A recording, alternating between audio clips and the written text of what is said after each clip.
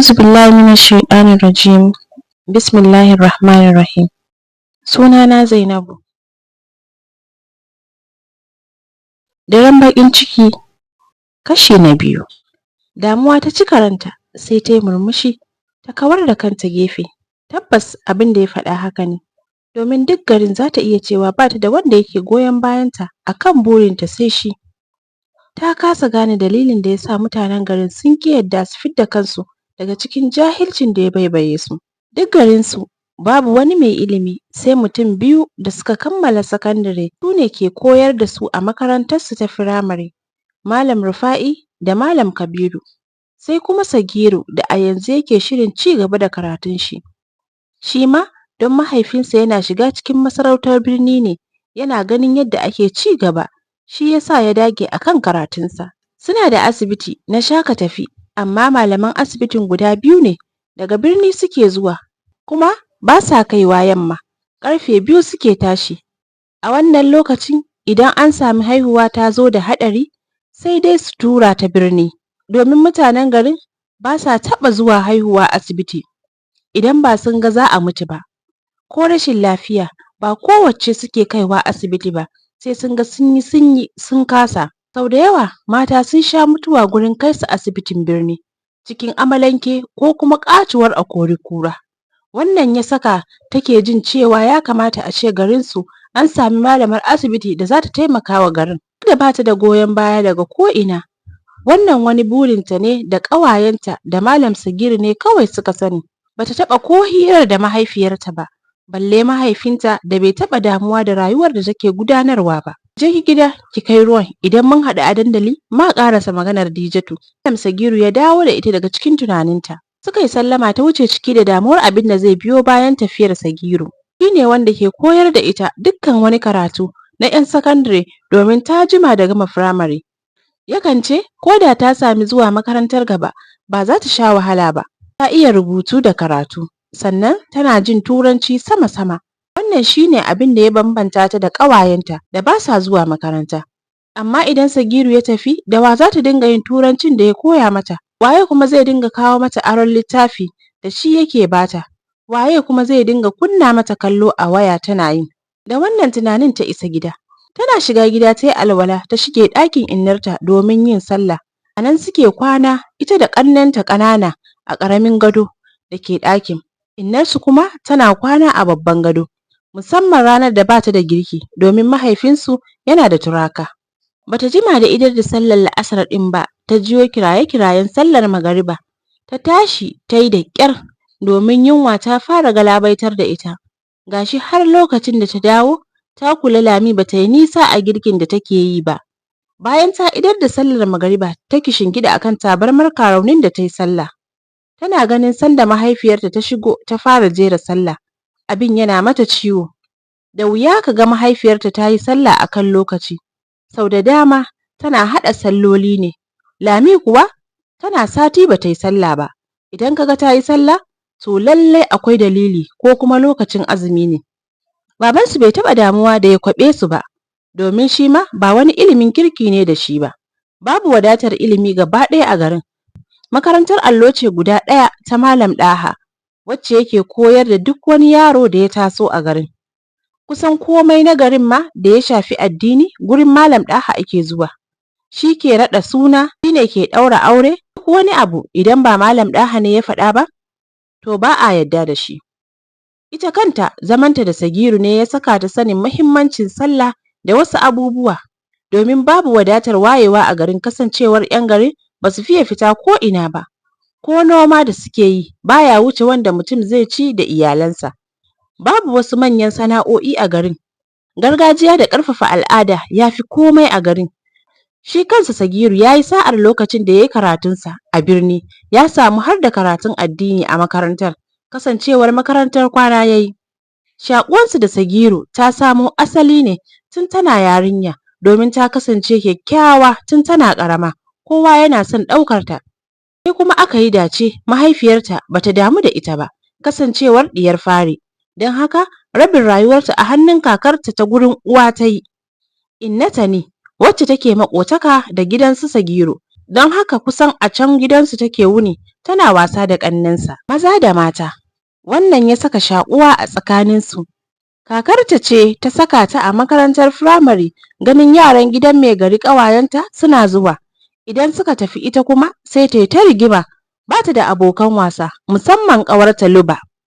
Don haka aka saka ta. Lokacin Sagiru yana aji 6, shi ne yake tafiya da su kasancewar makarantar da nisa sosai, ya kuma dawo da su har zuwa lokacin da ya ci makarantar kwana ya tafi can birni, suka ci gaba da zuwa da ƙannensa, domin idan aka yi hutu ma gidan kawunsa da yake birni yake hutawa.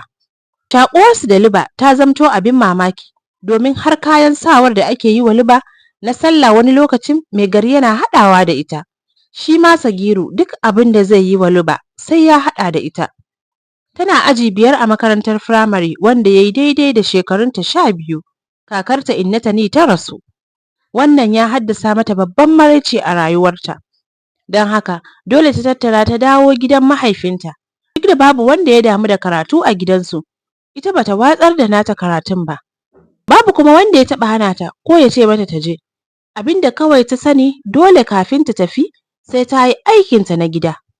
Haka nan idan ta dawo komi gajiyar da ta yi sai ta ƙara yin aikin nan nata. Duk da ta kula Lami tana baƙin ciki da zuwanta makarantar, amma babu yanda ta iya da ita. Ƙarin maraicinta ya daɗu lokacin da aka yi wa ƙawarta Luba aure, ƙanwar Sagiru. Sagiru matuƙa ya so ƙanwarsa ta yi karatu, amma soyayyarsu da ɗan dagacin garin da ke maƙotaka da nasu ya sanya mai gari ya yanke shawarar yi mata aure, domin ya ce tunda sun gama karatun firamare har sun maimaita aji 6 sau 2 kuma shekarunta sun kai 14, ya kamata a yi mata aure. Hakan ya ƙara mata kaɗaici, don ita ce wacce suka ci gaba da karatunsu tare. Duk sauran ƙawayenta irin su Sailuba da Asabe, sauran dama ba yi suke ba.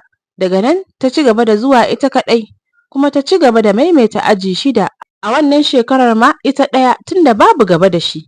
Ta bi innarta da kallo wacce ta tashi ta nufi hanyar fita, tana jin kamar ita ma ta tashi ta leƙa ta ga ko an kammala abincin daren, domin tana buƙatar ta ci sannan ta tafi filin gaɗa.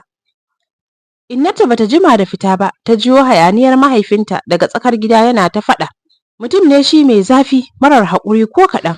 Zumbur ta miƙe zaune cikin fargaba, ta kasa kunne tana son sanin dalilin da yasa yake faɗa.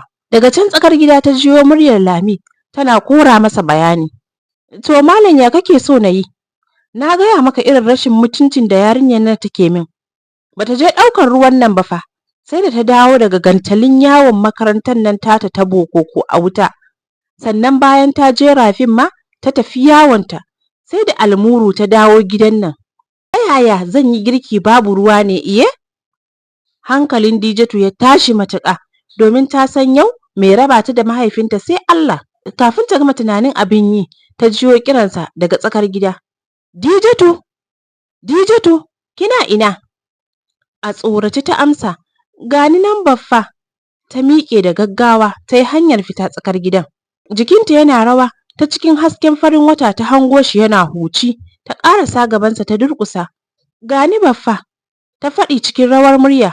Ya dalla mata harara, yana hura hanci, ya fara magana. Ban yi miki faɗa akan ɓata lokaci gurin ɗauko ruwan da za a yi girki ba? Kafin ta bashi amsa, ya ci gaba da faɗa. Ki duba abin da kika janyo min yanzu. Tun safe nake yawon nema muku abin da za ku ci gurin faskare. Na dawo cike da yunwa, amma ba a kammala abin da zan ci ba. Cikin rawar baki ta fara magana. Don Allah ka yi haƙuri baffa, wallahi. Ya doka mata tsawa a cikin ɓacin rai. Rufe min baki. Na gama gane take-takenki, wannan makarantar bokon da kike zuwa ita ce take hure miki kunne a can. Daman ni ban saka ki ba, don haka daga yau kin daina zuwa. Kina kallon ƙawayenki duk an musu aure, amma ke kin dage kina ta wahalar da kanki gurin zuwa wata makarantar banza. To daga yau na hana ki zuwa, ki yi ƙoƙarin samar wa kanki mijin aure. Idan ba haka ba, ni zan samar miki wanda ya kamata ki aura. Tunda na kula kamar baƙin jini gare ki. Wannan maganar ta ƙarshe ita tafi komai tayar mata da hankali. Tana matuƙar ƙaunar karatunta. Ta yaya baffanta zai hana ta? Hawaye ya zubo daga idanunta, tana daga durƙushe, tana ci gaba da jin faɗansa. kamar zai rufe ta da duka. Da a can baya ne, da zai rufe ta da shi ɗin ma, kamar yadda ya saba. Sai a baya-bayan nan ne ta kula kamar ya rage dukanta, ko domin ta fara girma ne? Lami tana gefe tana ƙara zuga shi, amma mahaifiyarta ko kallon inda suke ba ta yi ba. Tana daga ƙofar ɗakinta a kan tabarma tana zaune, ta yi tagumi kawai. Sai da ya kammala faɗansa, sannan ya ce ta tashi ta ba shi guri. Cikin sauri ta miƙe ta nufi ɗakin innarta, sai da ta haye gado ta tura kanta cikin matashi, sannan ta fashe da kuka. Yau burin Lami ya cika a kanta. Mahaifinta ya hana ta zuwa makarantar da take burin samun ilimi a kanta. Bata san lokacin da ta ɗauka tana kuka ba, har sai da ƙaninta mai binta Lukman ya shigo yana gaya mata ta tashi, an gama tuwon dare. Kamar ta ce ta ƙoshi, amma ta san ba za ta iya bacci ba tare da ta ci abincin ba. Don haka ta miƙe da ƙyar ta nufi tsakar gidan. Ƙannenta suna ta cin abinci, ta sami guri ta rakuɓe ta zauna. Lami ta dangwara mata wani ɗan guntun tuwon dawa da wata miya 'yar kaɗan. Ta ja kwanon gabanta ta fara ci cikin damuwa. Yau ko karsashin zuwa filin gaɗan ba ta da shi. Don haka tana kammala cin tuwon, ɗaki ta shiga ta yi sallar ta isha ta haye gadonta ta kwanta. Duk da ta kasa baccin sai tunani. Shin yanzu me ya kamata ta yi? Ta san halin mahaifinta, bai taɓa faɗin magana ba tare da ya aiwatar ba. Shi mutum ne mai ƙoƙarin cika maganarsa. Tunda ya ce zai aurar da ita ga wanda ya so, zai aikata. Don haka wa ya kamata ta fidda cikin masu son ta? Duk da ta san ba ta tsayawa da su da sunan zance. Samari da yawa na son ta, amma rashin ganin fuska ya sa suka kasa tunkarar ta. Sau da yawa sai dai a turo ƙawayenta irin su Sailuba ko Asabe, amma ko sun mata maganar sai dai a ƙare da faɗa. Shin Jato za ta amince? Ko kuma Musa? Ko Buji? Dukkansu babu wanda take ganin ya dace da rayuwarta, domin gaba ɗayansu ba su da wani ilimi, daga na addini har na zamani. Domin ita ta ƙaru da zama da mai ilimi, ra'ayinta ya bambanta da na sauran 'yan matan garin. Shi Jatau kiwo yake yi wa mahaifinsa, shi kuma Musa idan damina ta wuce bayan sun kammala aiki da mahaifinsa sai dai ya yi ta gantali cikin gari. Shi kuwa Buji ba shi da takamaimiyar sana'a, yana cikin samarin garin marasa tarbiyya ma, domin mahaifinsa shi ne sarkin fawar garin. Yana da gonaki da yawa, har motocin da ake masa haya irin na ɗaukar kayan abinci, wato a kori kura. Don haka ya tashi a lalace, duk abin da yake so shi ake masa. Har ta taɓa jin labari ma an ce yana shan wani abu mai bugar da tunani, amma ita dai taba kawai ta san yana sha. Kuma shi babu wanda ya isa ya masa magana, domin ana tsoron babansa. Idan ka ɓata wa Buji rai za ka gane kuranka, domin sarkin fawa shi ne ke bada takin zamani bashi ga kowa a garin, ko ya bayar da aron gona. Idan mutum yana buƙatar kuɗi ma shi ake wa jingar gona, ko mai gari ma yana shakkarsa, sai abin da yake so ake yi. Lokacin da ya nuna yana son ta, ranta ya ɓaci matuƙa, domin Buji ba mutumin kirki ba ne. Idan ya tare yarinya a titi zai iya yi mata komai. 'Yan matan garin na matuƙar tsoron shi da abokansa, amma ita ya ce mata aurenta yake son yi. Ta cika da damuwar wanda ya kamata ta zaɓa, ita duk cikinsu ba ta ganin gwara. Shekarunta bai kai a ce ta san wani abu wai shi soyayya ba, domin tana cikin shekara ta 15 ne, amma dai ta san abin da ya kamata da ita. Tana kwance a gado ta jiyo sallamar Sailuba da Asabe daga tsakar gida da gaisuwarsu da innarta. Kai tsaye suka shigo cikin ɗakin, domin sun san ko sun tambayi innarta ina take ba za ta sanar da su ba. Har sai da Sailuba da Asabe suka zauna a gefen gado, sannan ta tashi ta cikin hasken fitilar a ci balbal. Sailuba ta hango hawayen da ke zubowa daga idonta, cikin damuwa ta fara tambayar abin da ya same ta. Cikin yanayin kuka ta sanar da su komai da ya faru. Suka yi shiru cikin damuwa. Sailuba ta yi ƙoƙarin yin magana. Ni daman na san dole wata rana baffanki zai faɗa miki haka. Ni a ganina kawai ki baiwa Jato dama. Kin ga sai a haɗa bikinmu gaba ɗaya. Kuma kin ga Jato yana da kirki, ko ba haka ba Asabe? Ta kalli Asabe da ke gefensu. Asabe ta amshe, gaskiya ne. kin ga daman ana gulmarki a garin nan ana cewa baƙin jini gare ki, duk da kin fi mu kyau amma ba ki da saurayi ko ɗaya, mu duk an mana baiko amma ke ko tambaya ba a zo gidanku ba. Dijatu ta kawar da kai gefe cikin zafin rai ta kasa faɗin komai. Sai Luba ta ƙara matsawa gabanta tana murmushin zolaya. Ko kin fi son Buji ne? Don wallahi yanzu ma na haɗu da shi zai tafi filin gaɗa da abokansa. Har sai da suka bani tsoro, suna ta busa taba ko kunyar mutane ba sa ji. Ta dalla mata harara gami da faɗin, a haka kike zaton zan so shi kenan ko? Sai Luba ta ɗaga mata hannu, Allah ya baki haƙuri, ni dama na fi son ki so Jatau. Kin ga shi fari ne tas kamar ki, sai ku yi ta haihuwar fararen yara ko? Ta kai wa Sai Luba duka ta goce, tana murmushi. Asabe ta gyara zama tana faɗin nata ra'ayin ita ma. Ni kuwa Musa ya fi burge ni cikin masu cewa suna son ta. Domin kin gan shi babu ruwansa da hayaniya irin ta samarin garin nan. Dijatu ta taɓe baki tana magana. Sai kuma ku yi kanku ake ji. Sai Luba ta ɗaga hannu cikin alamun ƙaguwa. Kin ga malama ta so mu je dandali. Yau kin san da cashewa. Ba za ni ba. Ta ba ta amsa cikin kaushin murya. Duk yadda suka so lallashinta akan su je dandali ta ƙi yadda ta je. Dole haka suka haƙura suka yi tafiyarsu. Bayan fitarsu, Dijatu ta ƙara kwanciya akan gado lamo kamar mara lafiya. Sai Luba da Asabe sun barta da tunani kala-kala cikin ranta. Cikin wannan halin bacci yayi awon gaba da ita. Da asuba ta farka ta yi sallah sannan ta fara yin aikin gida kamar yadda ta saba. Ita ce babba kuma mace. Duk ƙannenta masu binta maza ne. Sai kuma ƙanana 'ya'yan Lami wanda su kuma mata ne. Amma sun tashi cikin sangarta da gata irin na Lami. Ba ta barin su yi komai sai ta ce ba su isa aiki ba. Don haka sharar gidan da wanke-wanke ita ce mai yi. A can baya idan ta kammala sai ta karya sannan ta wuce makaranta. Amma yau babu batun tafiya makaranta. Wannan abin yana damun zuciyarta. Don haka cikin hawaye take yin aikin nata. Gari ya ɗan fara sha ta dinga jiyo hayaniya a cikin gari. Can nesa-nesa. Ta ci gaba da aikinta.